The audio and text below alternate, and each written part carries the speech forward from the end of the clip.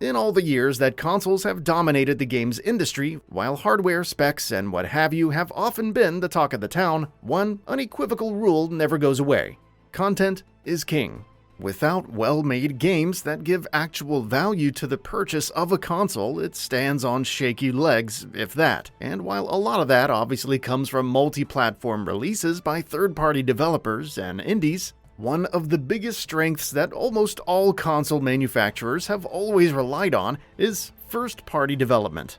PlayStation, as a brand, has always been dedicated to that cause, releasing in 1995 and attempting to go up against an almost monopolistic giant of the industry in Nintendo. The PS1 had a mountain to climb right out of the gate, and one of the biggest factors contributing to its thorough and history-defining victory in that race was its stellar lineup of exclusive games that, for the longest time, couldn't be offered elsewhere. In those years, when the PlayStation first-party lineup was still in its nascent years and was building the foundations for the future, a lot of those exclusive games came from partnered third-party developers. Over the years, however, with each successive console generation, Sony continued to build on those foundations, and in the here and now, boasts a first-party portfolio with enough strength and cash that it could easily sell millions and millions of consoles by itself. I am Jin Sakai, nephew of Lord Shimura.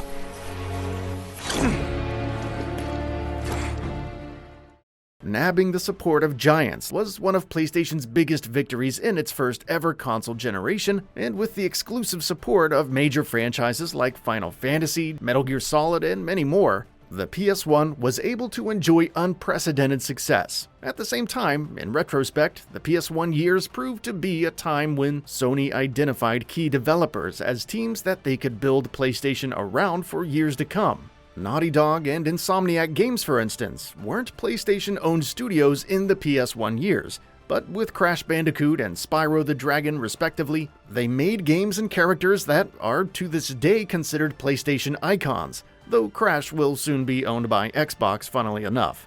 By the time the PS2 rolled around, on top of continuing to enjoy incredible support from third-party developers, many of whom continued to support PlayStation exclusively, Sony began expanding its first-party portfolio as well. The aforementioned Naughty Dog, for instance, was acquired. And later on in the PS2's life cycle, so too was a little studio known as Guerrilla Games. And Jak and Daxter and Killzone both became important cogs in the PlayStation machine. Santa Monica Studio was established and ended up delivering God of War, a series that instantly became a platform icon. While from Sony Japan came instant classics like Ico and Shadow of the Colossus, Insomniac Games and Sucker Punch Productions, meanwhile, wouldn't become Sony-owned for many more years to come, but even so, contributed significantly to the PS2's library, with multiple installments in the iconic Ratchet & Clank and Sly Cooper franchises respectively. And of course, you had Polyphony Digital, who released more excellent Gran Turismo games, just as they did for the PS1.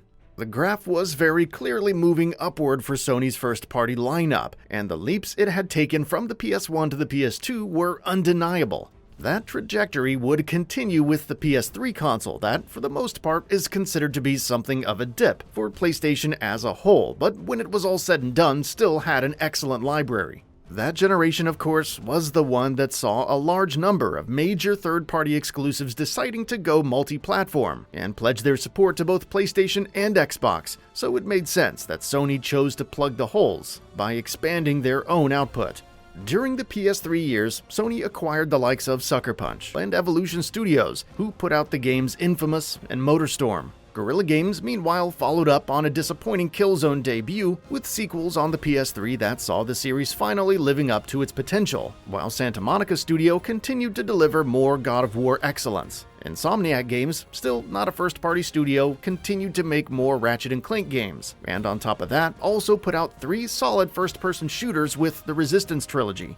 The first-party PlayStation studio that truly defined the PS3 generation, however, was Naughty Dog. After having spent 2 console generations working on mascot 3D platformers, the studio pivoted, and pivoted hard, going in a completely different direction with the Uncharted games. It was a gamble that paid off, especially with Uncharted 2 Among Thieves being touted as one of the greatest games of its time. Not too long after that, with The Last of Us, Naughty Dog delivered an even bigger hit, and a game that now defines the studio's entire identity in a way that no other IP does. And that, in retrospect, was a huge turning point for PlayStation's first party.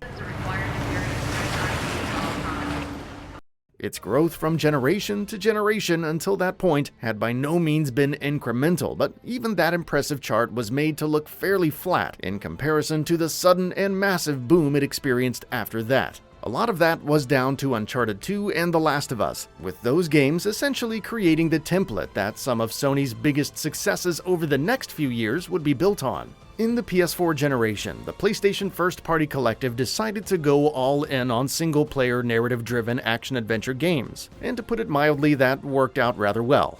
Guerrilla Games dropped Killzone and took a huge gamble with Horizon Zero Dawn. Sucker Punch moved on from Infamous and instead dedicated itself to Ghost of Tsushima. Insomniac Games, finally joining the PlayStation family late into the PS4's life, reduced its focus on Ratchet & Clank and pivoted to Marvel's Spider-Man, and SIE Santa Monica completely reimagined God of War and molded it in the image of The Last of Us. With a clear identity in place that most, if not all, of Sony's first-party games adhered to, the PS4 saw probably the best and most consistent lineup of first-party exclusives any PlayStation console has ever seen.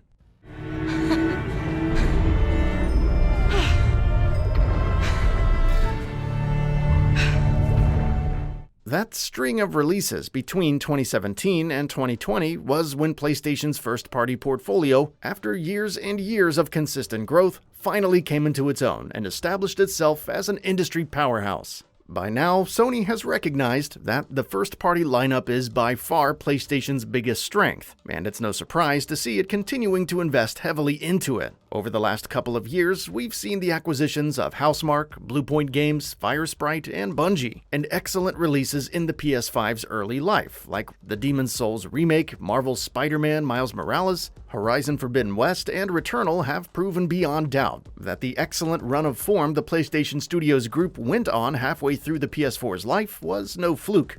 We are, of course, finally in a place where PlayStation boasts truly incredible first-party lineups. PlayStation has impressively built itself up over the course of the last 2.5 decades, and has spent a ridiculous amount of money to go from 0 to 100. Whether it stands tallest is another discussion entirely, and one that will always boil down to personal preferences more than anything else. That's all for now. If you enjoy what you saw, please hit the like button. And if you're new to the channel, now is a great time to subscribe. We upload brand new videos every single day. After subscribing, don't forget to enable all notifications by clicking the bell icon. Thanks for watching this video, and we'll see you next time, right here on GamingBolt.